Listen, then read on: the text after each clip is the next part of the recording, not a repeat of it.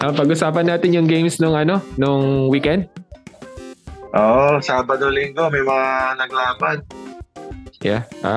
First game natin UE versus UST. And then Lasal tapos NU on Saturday. So UE versus UST, first game yon, 86-73. 86-73, yeah, in favor of UE. So usual na naman to for UST. Nick Caballero is the highest scorer. Pero merong surprise doon, si Mix Pangilian with 20 points. And then sa kabila, that was Precious Mawaway, and then si Sawat, and then of course si Remogat. Have you watched the game nung Saturday, Chef? Or no? Yeah, yung game na yun, very predictable. Very predictable yung game na yun. As usual no? As usual. Oo. Hindi ko alam kung ba't pa natin pinag-uusapan yung ganitong game Oo. Hindi, pangatilo na lang. Huwag na natin masyadong mag-aksaya ng oras dyan. UE, UST, yung dalawang team na yan, kahit papano, much better yan sa FEU, gaya nga na sinabi ko kanina. They have a very interesting sets of players na pwede pa maglaro next year. Even though Nick would be out, nandyan si Pangilinan, nandyan si Manaytay, and also their reinforcement, nadating na si Fortsky and also Paranada para magman sa point guard position. Hindi natin binabastos yung corner nilang point guard, pero alam naman natin yung kapasidad ng pangaparating. Diba? Yeah. Which is like times 10 na siya. Ayo. Lola mo. Tapos ba yung asar siya, no? Ano? Wala naman tayo binagin. Di na kanila alam kung sino point guard tutukoy ko Mali mo si Calum yung sinasabi mo, di ba? Tsaka minsan nagpo-point guard si Caballero. Huwag kayong dyan. Lodi ko yan. Si Remogat pala, he was flirting sa hindi flirting na flirting with triple-double. Even yung previous game nila against NU, parang muntik na siyang mag-quadruple-double doon. Yun ata yung tina-target nila. Steals? Yeah, naka-8 steals siya nun before the UST game, yung NU. 8 steals. Tapos yung... Tapos may... Yeah. Ano yun? Yeah. Titake ko lang tong opportunity na to kasi di ba 2 weeks tayo hindi nag-record? Ano yun? Titake ko lang tong opportunity na to para batiin ng UST. Naputol yung nila, losing streak from last year. Pinutol. Nanalo sila, di ba? Yeah. Diba? Yeah. Against the FEU Tamaraws.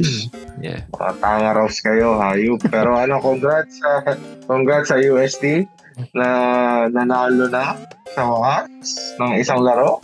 Yeah, goal nila yun. So, di ba? Imagine mo, first round pa lang, nakawala yung goal. Tanga pa. Yeah, let's give them credit kahit na yung FEU is one of the bottom teams. A win is a win. Yeah. One win. Yan yung sinasabi ni Coach Fido di ba? Makaisa lang. Okay na. Makadalawa. Masaya na yun. Di ba? Congrats pa rin sa UST.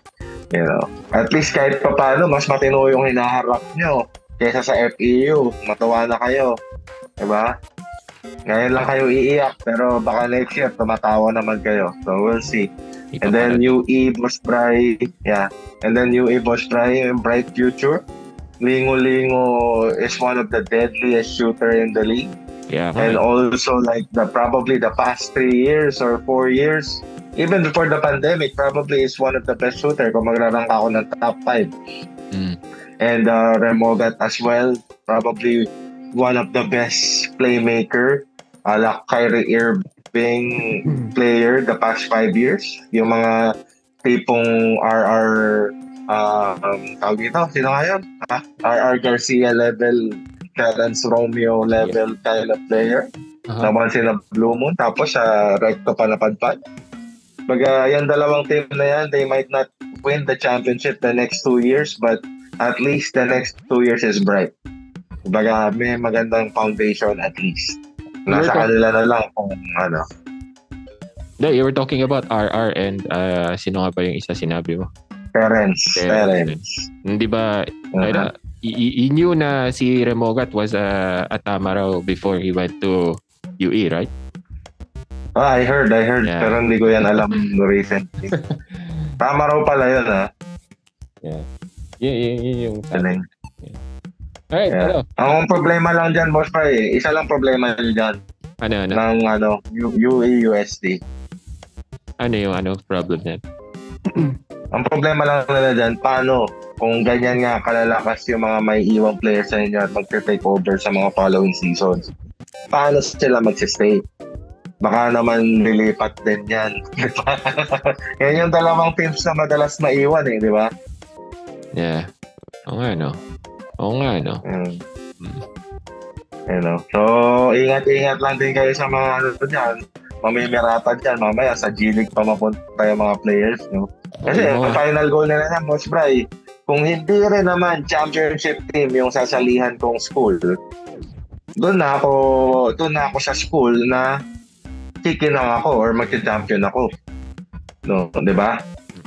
Kaya lang naman nagtitiis sa point guard spot ng UP yung karamihan na 'yun. Dahil sino ba ayaw manalo? Sino ba ayaw mag-champion? 'Di ba? Pero ang question diyan, kung ang lakas-lakas mo, tapos alam mo ang pick lang ng team nyo borderline Final Four. 'Di ba? Unless siguro merong confidential fund kang matatanggap, nilipat ka sa much better team or better opportunity either sa mga ibang school sa UAAP or sa G-League.